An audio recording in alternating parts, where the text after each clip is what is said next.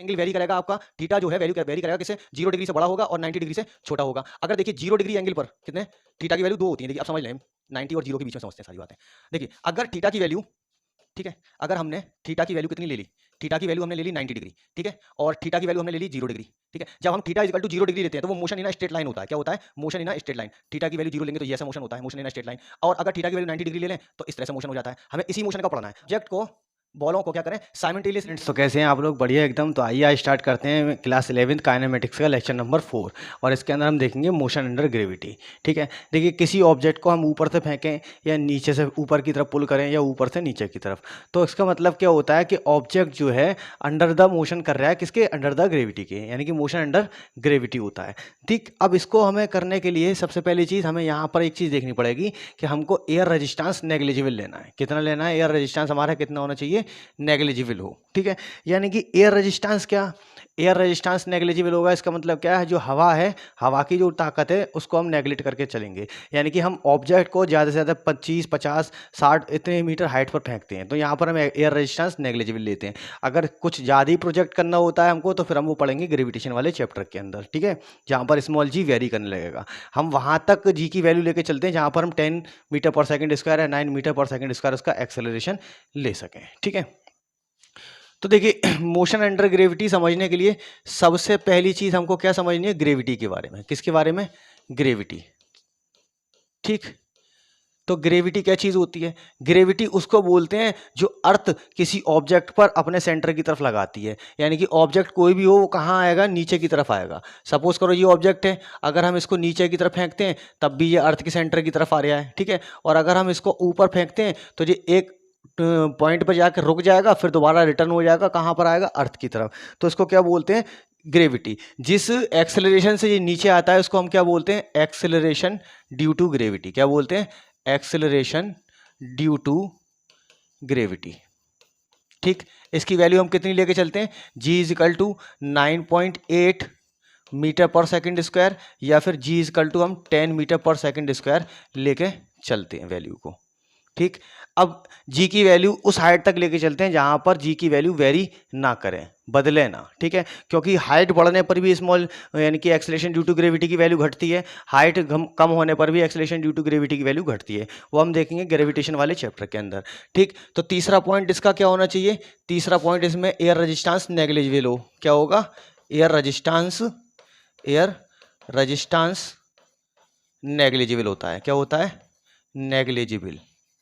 ठीक, यानी कि जो वायु का प्रतिरोध है, जो हवा का जो प्रतिरोध है, हवा के जो स्लो करने की ताकत है ऑब्जेक्ट को, ठीक है, उसको हम नेग्लिजिबल लेके चलेंगे। क्लियर हो गया? एयर रेजिस्टेंस हमारा कितना होना चाहिए?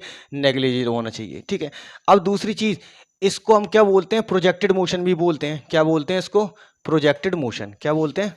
प्रोजेक्टेड मोशन, प्रोजेक्टेड मोशन बोलते हैं।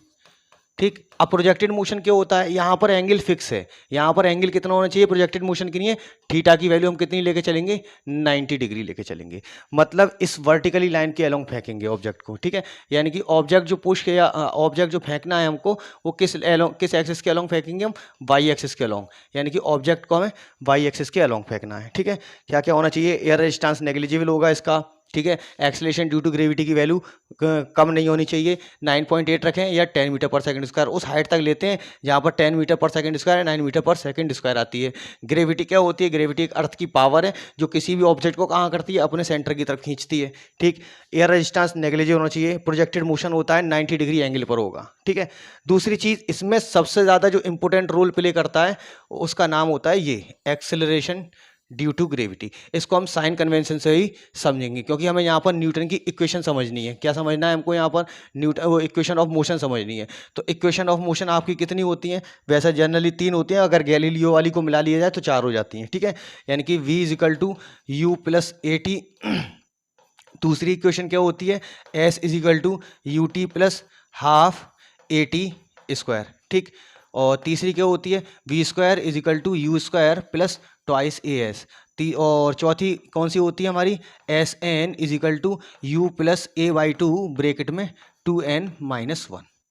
ठीक, ये इन इक्वेशन का ही हमें यहाँ पर यूज़ करना है, बाद बाकी इस चैप्टर के अंदर इतना कुछ नहीं है। क्लियर हो गया? एयर रेजिस्टेंस नेग्लिजिबल होना चाहिए। और दूसरी चीज़, इसको हम क्या बोलते हैं? फ्री फॉल एक्सेलरेशन भी बोलते हैं, फ्री फॉल एक्सेलरेशन। तो फ्री फॉल एक्सेलरेशन कब होता है? जब ऑब्जेक्ट ऊपर से नीचे गिरेगा, ऊपर से नीचे गिरेगा। क्लियर हो गया? यानी कि ऑब्जेक्ट जब ऊपर से नीचे गिरेगा तो ये क्या बोला जाता है? Free fall acceleration. इसको motion motion in vertical line भी बोलते हैं। क्या बोलते हैं? वर्टिकल मोशन भी बोलते हैं इसको। क्या बोलते हैं? Vertical motion. ठीक, ये प्लेन के अंदर नहीं होगा। अगर देखो हम क्या करें, हमने किसी ऑब्जेक्ट को इस तरह से प्रोजेक्ट करा है, हमने अगर किसी ऑब्जेक्ट को एक्स वाई प्लेन के अंदर प्रोजेक्ट कर दें, यहाँ से फेंक दें किसी एंगल पर, थीटा डिग्री पर, तो इसको क्या बोलते हैं? Projectile motion. अब प्रोजेक्टाइल मोशन होता क्या है? मोशन अंडर ग्रेविटी होता है, लेकिन इसमें एंगल वेरी करेगा आपका। थीटा जो है वैल्यू वेरी करेगा किससे? 0 डिग्री से बड़ा होगा और 90 डिग्री से छोटा होगा। अगर देखिए 0 डिग्री एंगल पर कितने थीटा की वैल्यू 2 होती है। देखिए अब समझ लें, 90 और 0 के बीच में समझते हैं सारी बातें। देखिए अगर थीटा की वैल्यू, ठीक है, अगर हमने थीटा की वैल्यू कितनी ले ली? थीटा की वैल्यू हमने ले ली 90 डिग्री, ठीक है, और थीटा की वैल्यू हमने ले ली 0 डिग्री, ठीक है। जब हम theta is equal to 0 degree लेते हैं तो वो motion in a straight line होता है। क्या होता है? Motion in a straight line. Theta की वैल्यू 0 लेंगे तो ये ऐसा मोशन होता है, motion in a straight line. और अगर थीटा की वैल्यू 90 डिग्री ले लें तो इस तरह से मोशन हो जाता है। हमें इसी मोशन का पढ़ना है। अगर थीटा की वैल्यू 90 और 0 से बीच में आ रही है, यानी कि 90 से छोटी है, 90 से छोटी है और 0 से बड़ी है, ठीक है, तो इस तरह का मोशन क्या होता है? यानी कि एंगल बिटवीन क्या होगा? 90 डिग्री एंड 0 डिग्री। तो क्या हो जाता है? ये प्रोजेक्टाइल मोशन हो जाता है। क्या हो जाता है? Projectile motion. अगर हम थीटा को 0 डिग्री लेके चल रहे हैं तो स्ट्रेट लाइन है। क्या है? थीटा को अगर हम 0 डिग्री लेके चल रहे हैं, थीटा की वैल्यू हमने 0 डिग्री ली, तो ये क्या है? Motion in a straight line है। क्या है? Motion in a straight line. ठीक, motion in a straight line होता है। और अगर थीटा की वैल्यू हम 90 डिग्री ले लें तो क्या होता है? वर्टिकल मोशन होता है, यानी कि मोशन अंडर ग्रेविटी होता है, मोशन अंडर ग्रेविटी, ठीक है। बट क्या है? वर्टिकल मोशन होगा। कैसा मोशन होगा? Vertical motion. वर्टिकल, अब वर्टिकल अपवार्ड भी होता है यहाँ पर और वर्टिकल डाउनवार्ड भी होता है, ठीक है। तो वर्टिकल अपवार्ड में ऑब्जेक्ट जो है रिटार्ड होती है और वर्टिकल डाउनवार्ड में ऑब्जेक्ट क्या होता है? एक्सेलरेट होता है, ठीक है। और अगर हम थीटा की वैल्यू बिटवीन 0 एंड 90 डिग्री लेके चलते हैं तो ये भी क्या है? मोशन अंडर ग्रेविटी है। क्या है? मोशन अंडर ग्रेविटी, ठीक, मोशन अंडर ग्रेविटी है। लेकिन इस टाइप के मोशन को हम क्या बोलते हैं? प्रोजेक्टाइल मोशन बोलते हैं। क्या बोलते हैं? Projectile motion. तो आपने वर्टिकल मोशन के बारे में समझ लिया, जब 90 डिग्री पर ऊपर जाए या 90 डिग्री पर ऑब्जेक्ट नीचे आए, तो इस टाइप्स के मोशन को हम क्या बोलते हैं? वर्टिकल मोशन बोलते हैं या प्रोजेक्टाइल मोशन बोलते हैं या फिर मोशन अंडर ग्रेविटी बोलते हैं। क्लियर? क्लियर हो गया? ठीक है साहब, इतना समझ में आ गया। तो हमने यहाँ पर क्या क्या समझ लिया? ग्रेविटी समझ लिया, acceleration due to gravity, air resistance negligible होना चाहिए, प्रोजेक्टाइल मोशन। अब बात आती है कि साहब जिस स्पीड से हम, ठीक है, ऑब्जेक्ट को ऊपर की तरफ फेंकते हैं, ठीक है, उसी ऑब्जेक्ट जो है उसी स्पीड से नीचे आता है, ठीक है। यानी कि स्पीड सेम रहती है, speed up will be equal to कितनी होगी? स्पीड डाउन, ठीक है साहब। लेकिन ये जो ऑब्जेक्ट आपने प्रोजेक्ट किया है, ठीक है, ये आपने जो प्रोजेक्ट किया है ऑब्जेक्ट यू वेलोसिटी से, ठीक है, टॉप पर जाकर क्या होगा?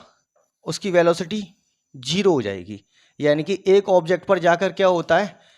स्पीड और वेलोसिटी जो होती है क्या हो जाती है? उसकी 0 हो जाती है। लेकिन जिस स्पीड से ऊपर गया था, ठीक है, डिक्रीजिंग स्पीड ऊपर होती है। ऊपर क्या होता है? डिक्रीजिंग स्पीड, डिक्रीजिंग स्पीड, ठीक। और नीचे क्या होता है? Increasing speed. क्या होती है? Increasing speed. कंजर्वेशन लॉ भी यहां पर अप्लाई हो जाता है।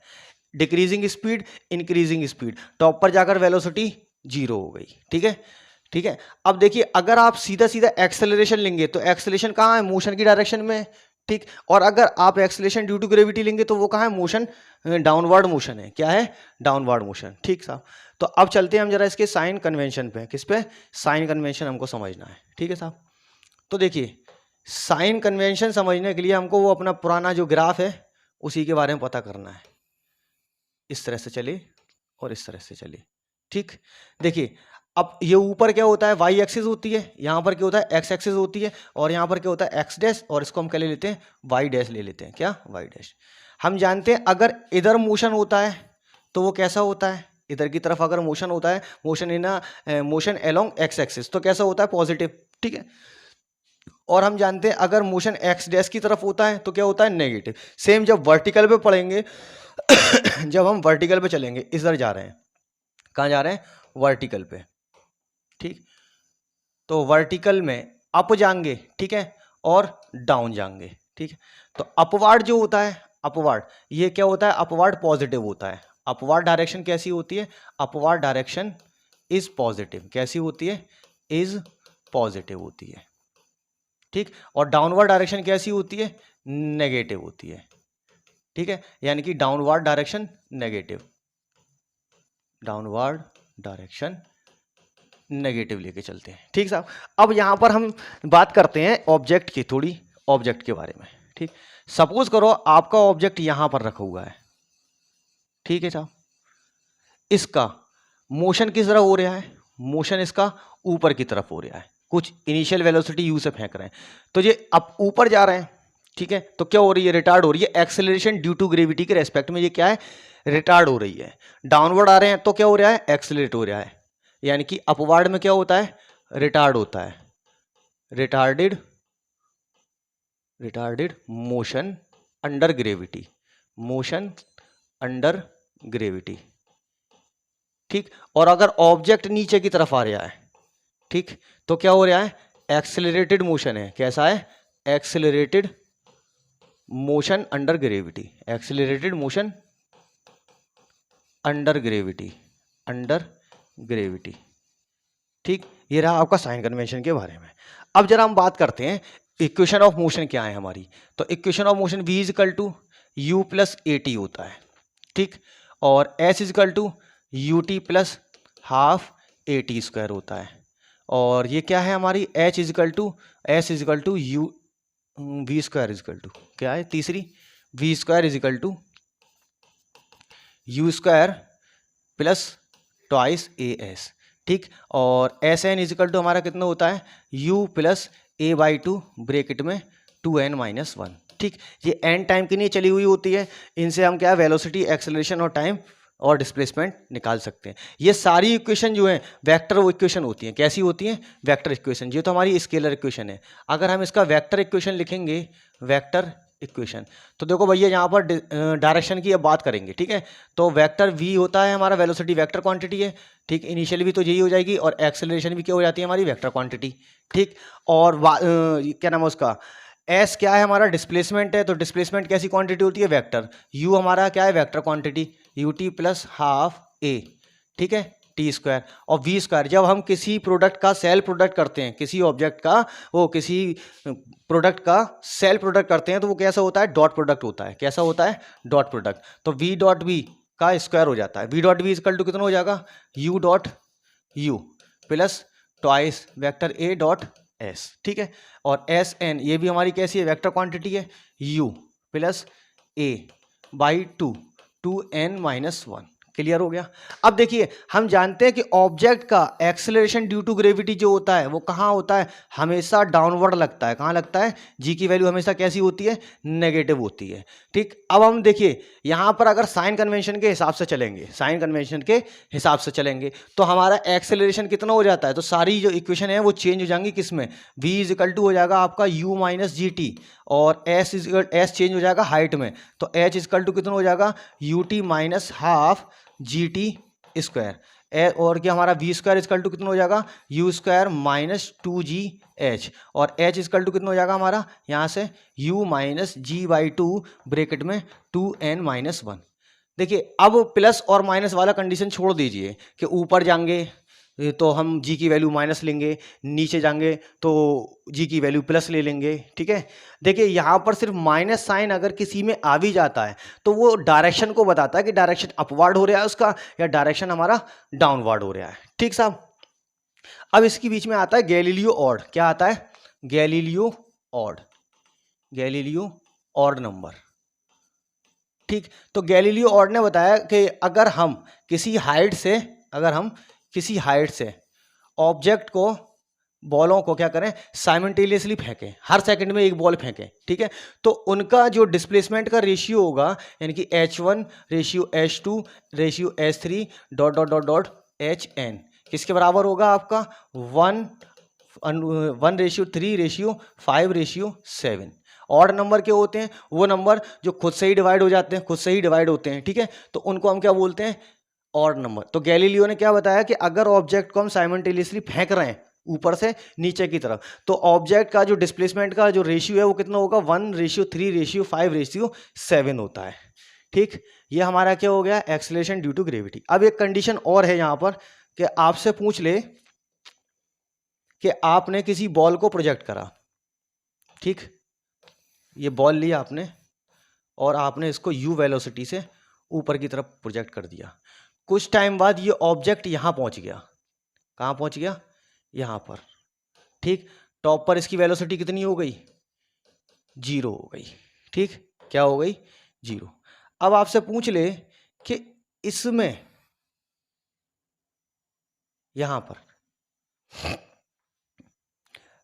मतलब वेलोसिटी 0 हो गई है, तो एक्सेलरेशन ड्यू टू ग्रेविटी कितना होगा, यहां पर एक्सेलरेशन ड्यू टू ग्रेविटी कहाँ होगा। तो देखिए बॉल का, किसी भी ऑब्जेक्ट का एक्सेलरेशन ड्यू टू ग्रेविटी निकालते हैं तो यहाँ पर एक्सेलरेशन की डायरेक्शन किधर हो रही है, acceleration due to gravity, acceleration due to gravity कहाँ लगता है, एक्सेलरेशन ड्यू टू ग्रेविटी लगता है सर डाउनवर्ड मोशन में, कहाँ लगता है, डाउनवर्ड, ठीक है साहब, यहाँ। तो जी की वैल्यू हमेशा कहाँ होगी, जी की वैल्यू हमेशा नेगेटिव होगी। अर्थ के ऊपर कहाँ कहीं भी लेके चले मोशन कराएंगे तो जी को हमेशा नीचे लेके चलना है। क्यों लेके चलना है, क्योंकि डायरेक्शन उसकी नीचे होती है। अच्छा सर अगर हाइट की वैल्यू माइनस में आ गई तो हाइट की वैल्यू जो माइनस में आई है वो ये रिप्रेजेंट करेगी कि उसका डिस्प्लेसमेंट डाउनवर्ड डायरेक्शन में हुआ है, ठीक है। अपवर्ड जाएगी तो प्लस आएगी, क्लियर हो गया। वेलोसिटी माइनस आ रही है तो इसका मतलब डाउनवर्ड है, वेलोसिटी की वैल्यू प्लस आ रही है तो डाउनवर्ड है, ऊपर अपवर्ड है, ठीक है। इसी तरीके से डिस्प्लेसमेंट हो गया आपका और वेलोसिटी हो गई, ठीक है यहाँ पर। तो याद रखना यहाँ पर जो एक ऐसा ये स्पेशल केस है कि जहाँ पर वेलोसिटी 0 हो जाती है लेकिन एक्सेलरेशन 0 नहीं होता है, क्लियर हो गया। अर्थ के रेस्पेक्ट में ये ऑब्जेक्ट चलेगा। अच्छा ठीक है, जिस स्पीड से जाएगी उस स्पीड से वापस भी आएगी, ठीक है सर, बिल्कुल समझ में आ गया, अच्छी तरीके से हमें समझ में आ गया, क्लियर। चलो देखो अब यहाँ पर एक चीज़ है कि एक्सेलरेशन की वैल्यू माइनस में आ जाएगी, ठीक ठीक ठीक ठीक, ओके ठीक है। हाँ देखो अगर ऑब्जेक्ट ऊपर से मोशन करे, ठीक है, और डाउनवर्ड आए, यानी कि होल मोशन को क्या बोलते हैं हम, फ्लाइट टाइम बोलते हैं। क्या बोलते हैं, फ्लाइट टाइम, ठीक है। फ्लाइट टाइम क्या होता है, सपोज करो जाने में इसको टाइम लगा T1 और आने में लगा टाइम T2, तो ठीक है अगर एयर रेजिस्टेंस नेग्लिजिबल है तो T1 किसके बराबर होगा, T2 के। T1 कब बराबर होता है T2 के, जब एयर रेजिस्टेंस नेग्लिजिबल होता है, एयर रेजिस्टेंस नेग्लिजिबल।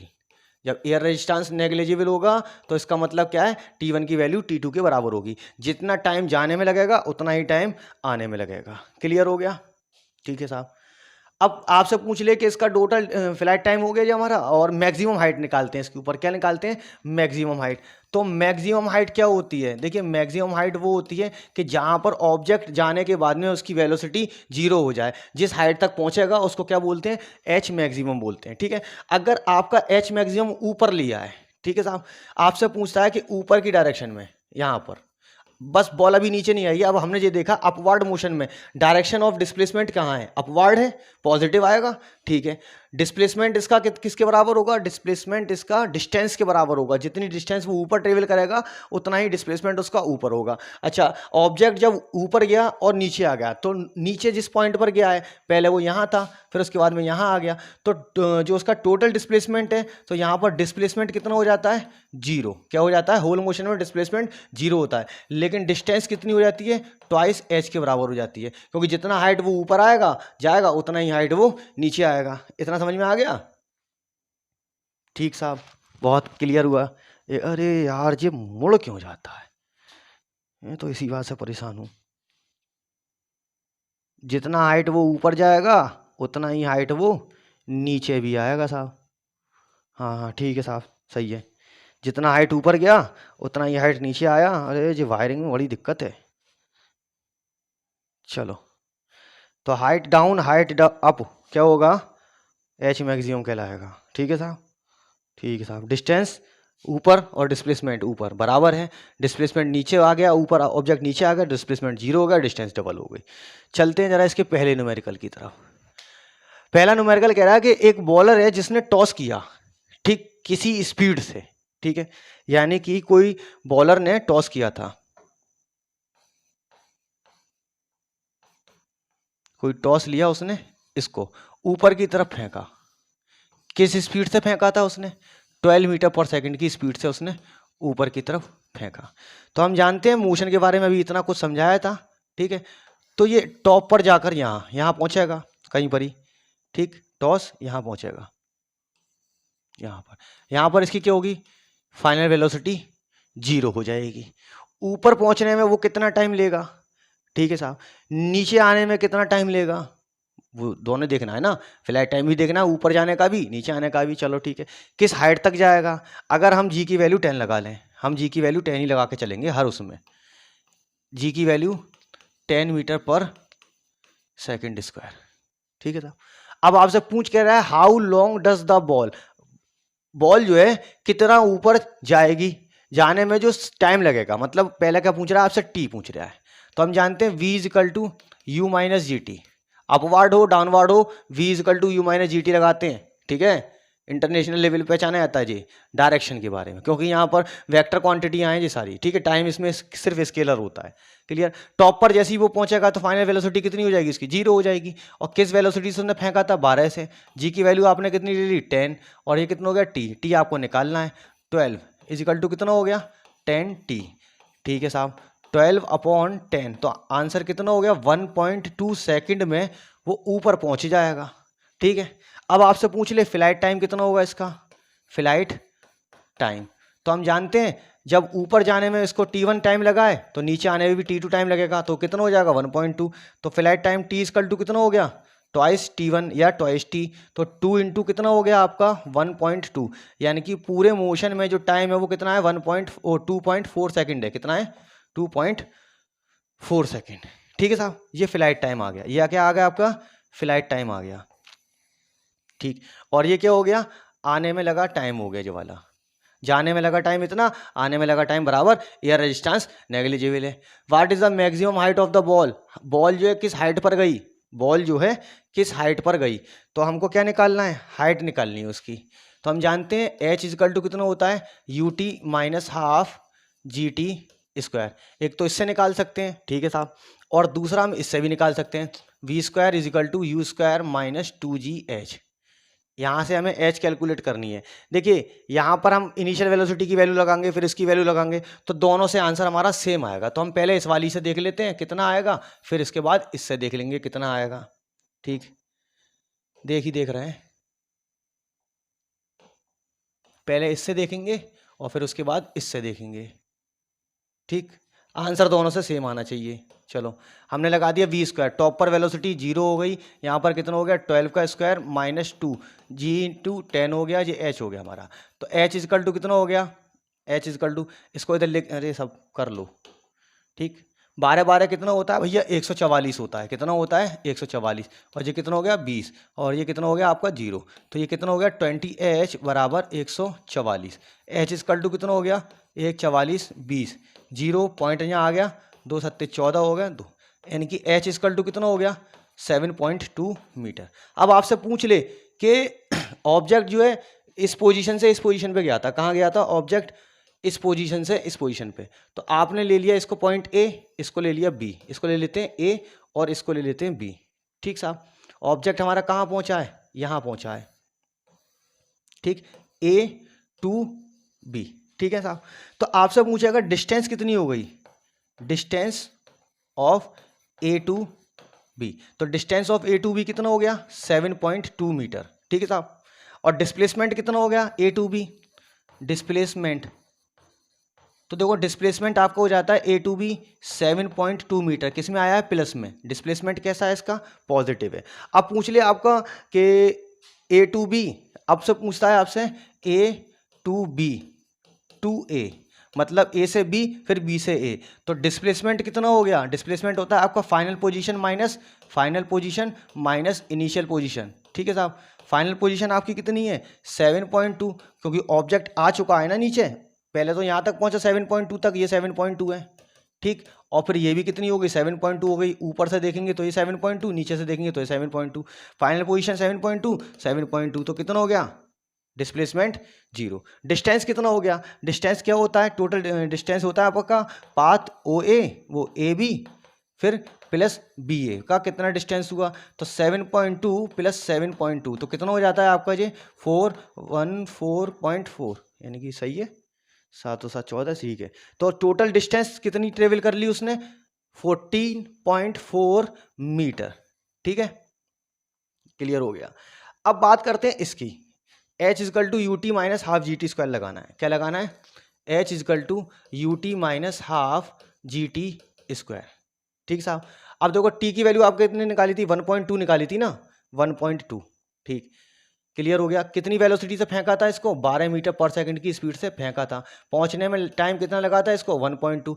तो हाइट आपकी कितनी हो गई? 1.2। यू कितना है? 10 है, यू 10 है ना। यू कितने से फेंका है? 12 से फेंका है। कितने से? 12 से, यानी कि यू की वैल्यू कितनी है आपकी? 12 है। अरे कहाँ लगा दिया मैंने जी, ठीक है। यू की वैल्यू आपकी कितनी है?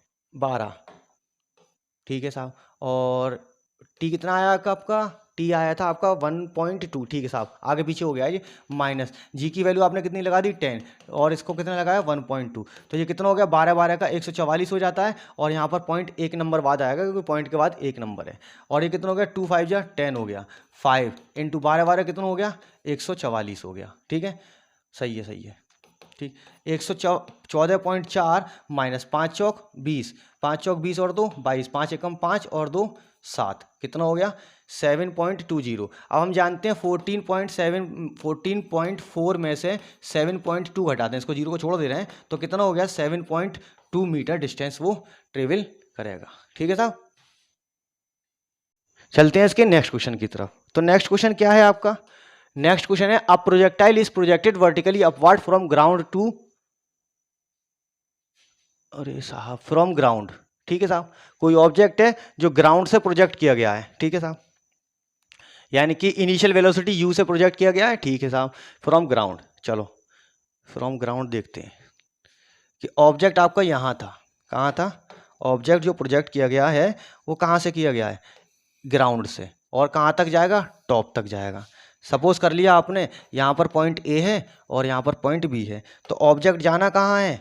ऑब्जेक्ट ए से बी जाएगा, चल के कहाँ जाएगा? ए से बी, ठीक है साहब, ए से बी ले चल रहे हैं, अब तक ले गए तो ले चल रहे हैं, यहाँ जाएगा। ऑब्जेक्ट आपका यहाँ रखा हुआ है, ठीक, यू वेलोसिटी से वो प्रोजेक्ट किया जाता है, क्लियर, यहाँ तक पहुँचेगा। तो पहला क्वेश्चन आपसे क्या पूछता है? पहला क्वेश्चन पूछता है find the maximum height.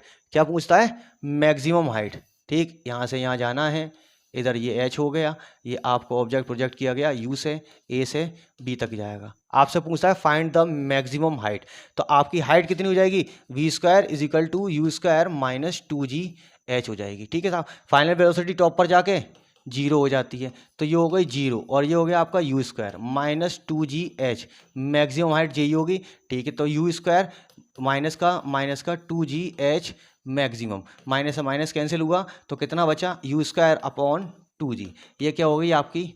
h maximum हो गई। क्या हो गई? h maximum. अब कहता है time to reach at maximum height, time निकालना है मैक्सिमम हाइट के लिए, तो b आप क्या करेंगे? मैक्सिमम हाइट के लिए टाइम निकालना है, v is equal to u minus g t लगा दें, v is equal to u minus g t, कितना लगा रहे हैं आप? v is equal to u minus g t, यहीं से आपको टाइम कैलकुलेट करना है। तो फाइनल वेलोसिटी 0 हो जाएगी, u माइनस जी टी, तो कितना हो गया? u बराबर जी टी, तो t की वैल्यू कितनी हो गई? u अपॉन जी, ये हो गया आपका t, ठीक है साहब। अब कह रहा है फ्लाइट टाइम, हम जानते हैं फ्लाइट टाइम में एयर रेजिस्टेंस कितना होता है? नेग्लिजिबल लेते हैं, तो जाने में टाइम और आने में टाइम कैसा होगा? जाने में टाइम और आने में टाइम साहब बराबर होगा। फ्लाइट टाइम में क्या होगा? जाने में टाइम आने में टाइम के बराबर होगा, यानी कि t1 इजकल टू कितना हो जाएगा? t2 इजकल टू t, तो फ्लाइट टाइम कितना हो गया? t is equal to t1 plus t2, ठीक है साहब। ये सी पोर्शन निकाल लें आप। टी इजकल टू कितना हो गया, ये सब बराबर हैं तो ट्वाइस T1 ले लें या फिर ट्वाइस टी ले लें। T is equal to twice t, ये हो गया आपका फ्लाइट टाइम। ठीक था। अब कह रहा है distance and displacement from bottom to top, यहां से पूछ रहा है डिस्टेंस और डिस्प्लेसमेंट। ठीक है साहब, तो हम जानते हैं डिस्टेंस और डिस्प्लेसमेंट किसके इक्वल होता है, एच मैक्सिमम के। तो आपका यहां पर जो डिस्टेंस हो जाएगा वो कितना हो जाएगा, distance is equal to h maximum किसके बराबर हो गया, यू स्क्वायर अपॉन 2g। ठीक है साहब, और डिस्प्लेसमेंट कितना होगा, अगर हम ए से बी ही काउंट कर रहे हैं, बी से ए काउंट नहीं कर रहे हैं, अभी बी से ए काउंट कर रहे हैं, ठीक है, ए से बी काउंट कर रहे हैं, तो आपका डिस्प्लेसमेंट कितना होगा, डिस्प्लेसमेंट आपका होगा you square upon 2g। Direction कैसी होगी इसकी, पॉजिटिव होगी। ठीक है साहब, अब कह रहा है distance and displacement, distance and displacement from whole motion, यहां से लेके यहां तक का डिस्टेंस निकालना है। तो हम जानते हैं डिस्टेंस हमारा कितना होगा, यहां से डिस्टेंस हमारा हो जाएगा ट्वाइस एच मैक्सिमम के बराबर, और हम जानते हैं एच मैक्सिमम की वैल्यू कितनी होती है हमारी, ये रही you square upon 2g, cancel हो गया। तो डिस्टेंस, ठीक है साहब, डिस्टेंस इजकल टू कितना आ गया आपका, यू स्क्वायर अपॉन जी आ गया, क्या आ गया, यू स्क्वायर अपॉन जी। और अगर हम देखें तो यू अपॉन जी की जगह कितना रख सकते हैं हम, यू एक ले लें और यू अपॉन जी की रख दें टी, तो आपका डिस्टेंस या तो यू टी के बराबर है, जानते हैं स्ट्रेट लाइन दूरी बराबर चाल गुणा समय। ठीक है, ये वही आ गया, distance equal to speed into time आ गया। अब पूछता है डिस्प्लेसमेंट कितना होगा, तो फाइनल पोजीशन कितनी थी इसकी, फाइनल पोजीशन थी एच मैक्सिमम, और इनिशियल पोजीशन भी कितनी है, एच मैक्सिमम। तो डिस्प्लेसमेंट इजिकल टू कितना हो जाएगा, एच मैक्सिमम से एच मैक्सिमम कैंसिल हो गया, तो डिस्प्लेसमेंट इजिकल टू हो गया आपका जीरो। कितना हो गया, डिस्प्लेसमेंट इजिकल टू जीरो हो गया। चलो नेक्स्ट क्वेश्चन क्या है, अगला क्वेश्चन है कुछ, हाँ, आप पार्टिकल इज प्रोजेक्टेड अब विद इनिशियल स्पीड 10 मीटर पर सेकंड की स्पीड से पार्टिकल प्रोजेक्ट किया गया है from the top of building. लो साहब, बिल्डिंग से किया गया है, कहां से किया गया है, बिल्डिंग से कोई ऑब्जेक्ट प्रोजेक्ट किया गया है। तो हमने कोई ये बिल्डिंग ले ली, क्या ले ली, कोई बिल्डिंग ले ली हमने, ये बना लिया आपने बिल्डिंग, मल्टी स्टोरेज बिल्डिंग है, ऐसी वैसी बिल्डिंग मत समझ लियो। लो साहब, बिल्डिंग दिखा दी आपने, सी से बी से जड़ दी है इसके अंदर खूब अच्छी तरीके से। अब कह रहा है a particle is projected up with initial speed 10 metre पर सेकंड, कहां से, from the top of building, यहां से फेंका गया पार्टिकल कोई। ठीक है, top of building at time zero, यहां पर टाइम कितना लिया हमने जब फेंका इसको, जीरो कैलकुलेट किया था।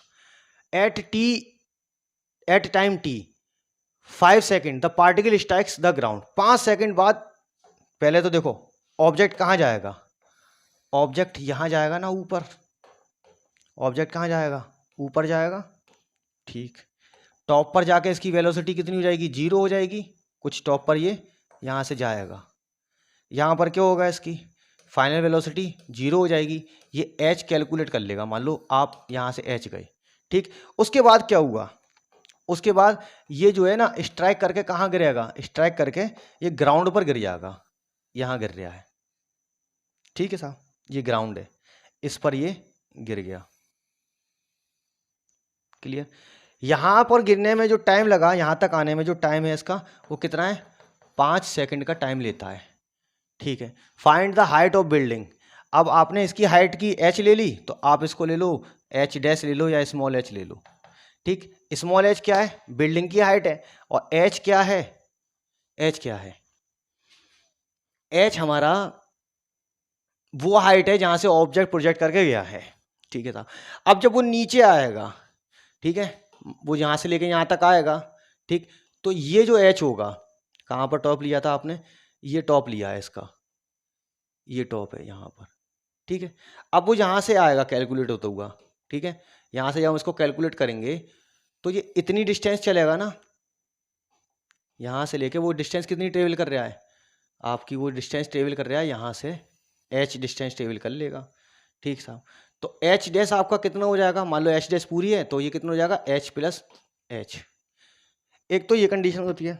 जब यू पर पहुंचेगा तो हमने स्टार्टिंग में बताया था जिस स्पीड से जाता है उसी स्पीड से वापस आएगा, जिस स्पीड से जाता है उसी स्पीड से वापस आएगा। तो यहाँ पर हम कितनी कैलकुलेट करके चलेंगे, 10 मीटर पर सेकंड स्क्वायर कैलकुलेट करेंगे, 10 मीटर पर सेकंड कैलकुलेट करेंगे। तो एच इजकल टू कितना हो जाता है आपका, you t minus half g t square. अब आएगा आंसर, u की वैल्यू आपने कितनी ले ली 10 और t की वैल्यू कितनी ले ली 5, माइनस हाफ g की वैल्यू 10 लगाई और ये कितना हो गया 25 हो गया, 2 5 जा 10 हो गया और ये कितना हो गया 50 हो गया, माइनस 55 25 और ये कितना हो गया 125, तो कितना हो गया -75 मीटर हो गया। कितना हो गया -75 मीटर। माइनस साइन क्या इंडिकेट कर रहा है कि इसका जो डिस्प्लेसमेंट है वो नेगेटिव है, तो h कितना हो गया आपका 75 मीटर। कितना हो गया 75 मीटर हो गया। ठीक है, नेक्स्ट टॉपिक की तरफ जो है हमारा पोजीशन टाइम ग्राफ। इसमें कहना है पोजीशन टाइम ग्राफ हमें फाइंड करना है। क्या फाइंड करना है? Position time graph. तो देखो पोजीशन टाइम ग्राफ फाइंड करेंगे हम, ठीक है, किन इक्वेशन से फाइंड करेंगे? वो इक्वेशन ऑफ मोशन से, v square is equal to u square minus 2gh। ठीक, h इजिकल टू कितना हो जाता है, सॉरी यार, फ्री फॉल के लिए कर रहे हैं। किसके लिए कर रहे हैं हम? फ्री फॉल के लिए। Position time graph free fall के लिए बनाना है, ठीक है, तो मैं लिख दूं यहां पर फॉर फ्री फॉल। ठीक है साहब, क्लियर हो गया।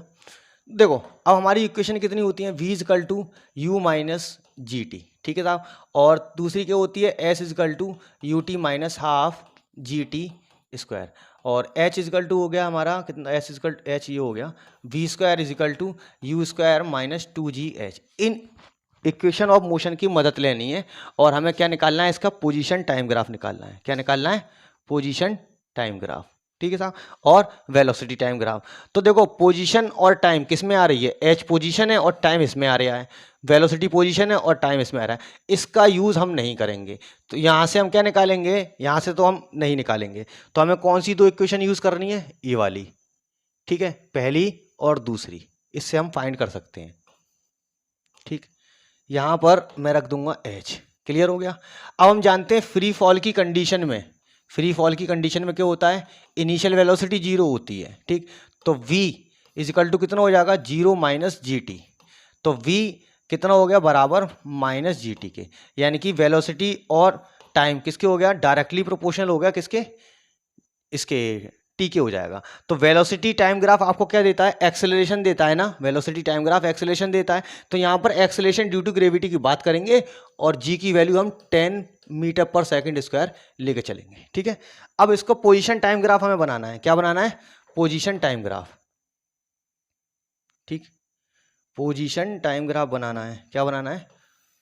ओ, वेलोसिटी टाइम ग्राफ बनाएंगे ना इससे, तो इससे क्या निकाल सकते हैं हम, वेलोसिटी टाइम ग्राफ निकाल सकते हैं।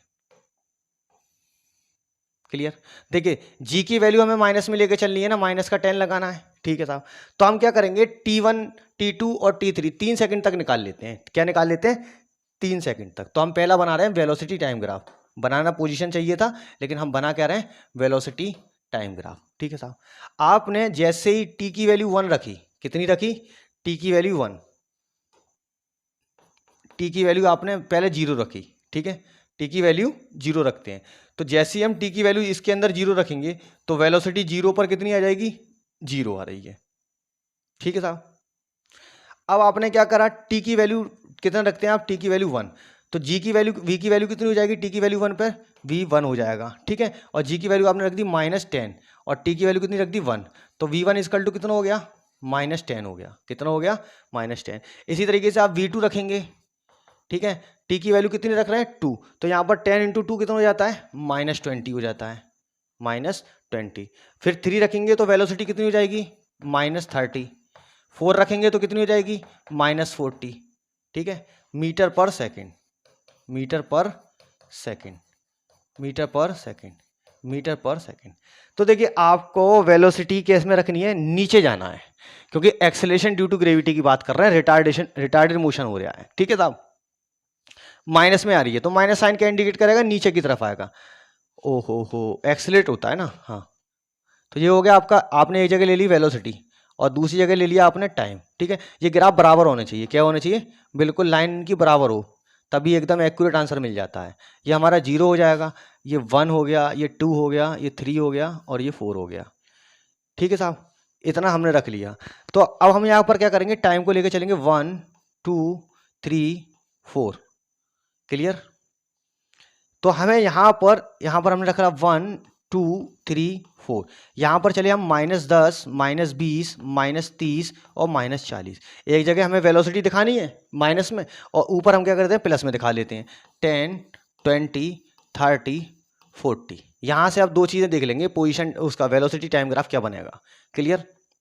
देखो हमने जब कितना लिया था, t = 1 लिया था ना, t = 1 लिया, ठीक।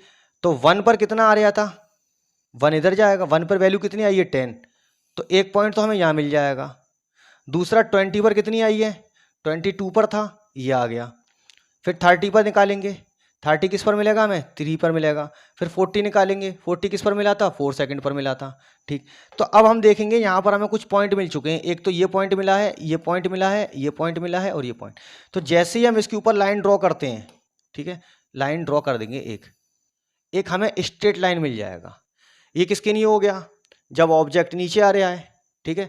और अगर हम इसका जी की वैल्यू मैग्नीट्यूड इसका प्लस रख दें, तो ये ग्राफ हमें फिर कैसा मिलेगा, ये ऐसे मिलेगा, ठीक है। यानी कि अगर जी की वैल्यू हम माइनस लेके चलते हैं, तो हम यहां पर दूसरा ग्राफ बना लेते हैं। जी की वैल्यू आप कितनी लेके चल रहे हैं, जी की वैल्यू आपने माइनस ली है, कितनी ली है, जी की वैल्यू आपने माइनस ली, ठीक है।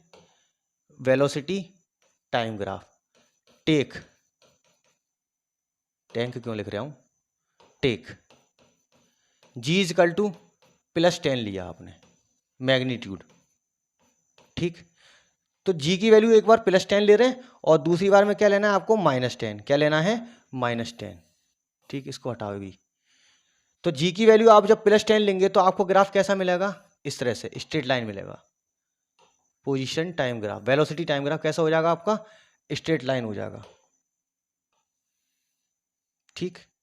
ये कब हुआ, जब आपने जी की वैल्यू -10 ली, कितनी ली, -10। और अगर आप जी की वैल्यू +10 लेंगे, जी की वैल्यू आप +10 लेंगे, ठीक है, तो आपका जो वेलोसिटी टाइम ग्राफ है वो कैसा हो जाएगा, जी की वैल्यू +10 लेने के बाद में, तो आपका ग्राफ ऐसा आएगा, वेलोसिटी टाइम ग्राफ आपका ऐसा आएगा, ठीक साहब। अब बात आती है एक्सेलरेशन टाइम ग्राफ, और देख लें पहले, क्या देख लें, acceleration time graph, acceleration time graph. तो एक्सेलरेशन टाइम ग्राफ में क्या होता है, मैग्नीट्यूड तो उसका वैसे ही रहता है ना, एक बार प्लस मिलेगा और एक बार माइनस मिलेगा, ठीक साहब। आप लेके चले, यहाँ पर आपने कुछ पॉइंट ले लिए, यहाँ पर ले लिया आपने 5 मीटर पर सेकेंड, यहाँ भी ले लिया आपने 5 मीटर पर सेकेंड, यहाँ ले लिया आपने 10 और यहाँ ले लिया आपने -10, ठीक। तो हम क्या करेंगे, एक्सेलरेशन टाइम ग्राफ हमें बनाना है ना, एक्सेलरेशन टाइम ग्राफ, ठीक। -5 यहाँ लिया आपने, -10 यहाँ लिया, एक्सेलरेशन का हमें दिया हुआ है मीटर पर सेकंड में, और यहाँ पर आपका 5 है और यहाँ पर आपका 10 है, ठीक है साहब।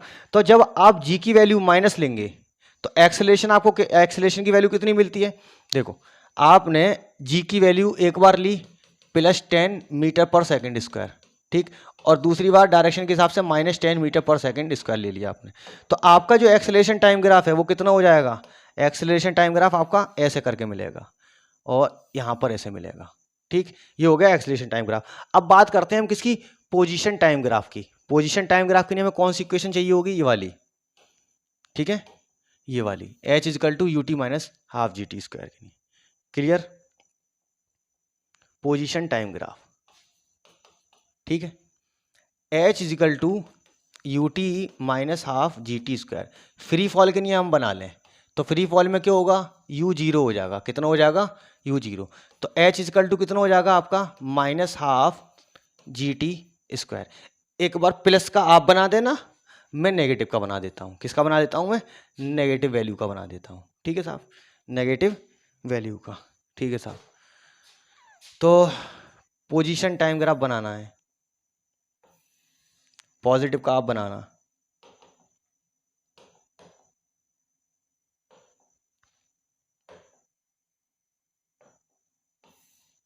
अरे यार क्या हो रहा है ये,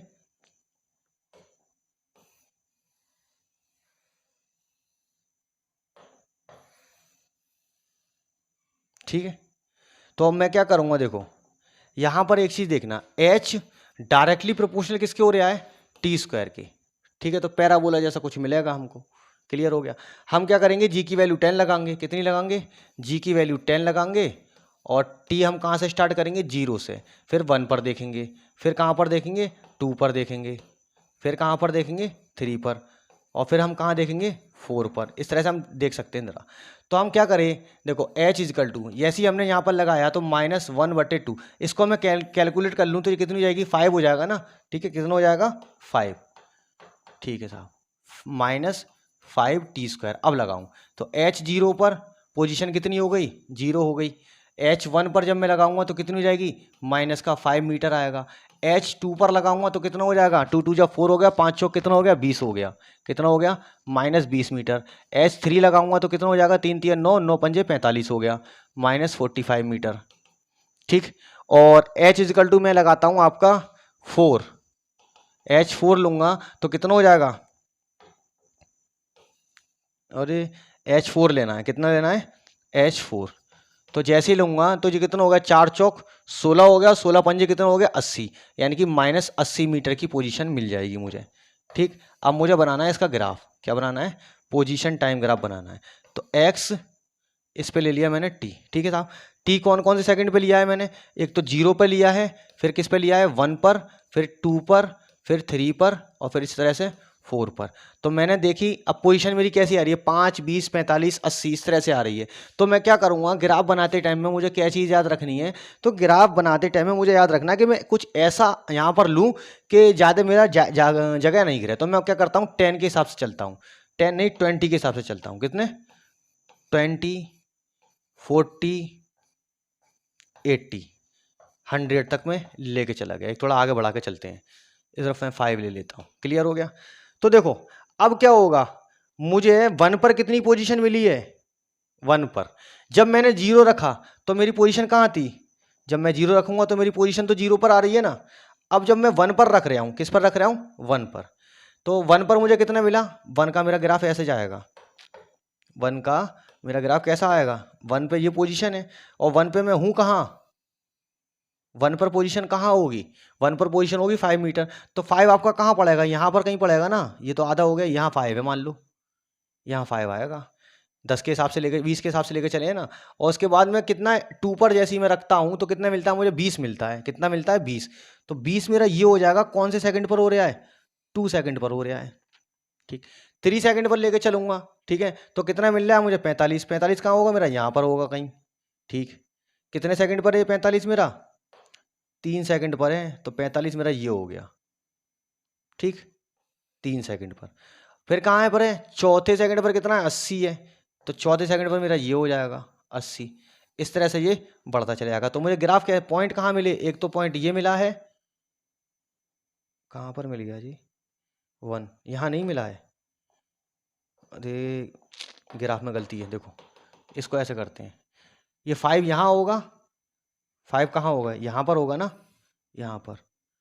तो मैं इसको 1 यहाँ तक ही लाऊंगा सिर्फ। और अगला कितना मिल रहा है 20 मिल रहा है, तो 20 मेरा 2 पर मिल रहा है, ये मिल गया।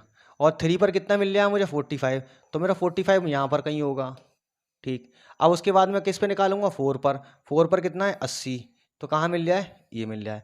अब कुछ पॉइंट हमें कहाँ मिले, एक तो पॉइंट मिला यहाँ, दूसरा मिला यहाँ, तीसरा मिला यहाँ, और चौथा मिला यहाँ। अब मैं क्या करूँगा, अपने फ्री हैंड से इन पॉइंटों को मिला दूंगा। फ्री हैंड से मैं क्या करूँगा, इन पॉइंटों को मिलाता हूँ इस तरह से।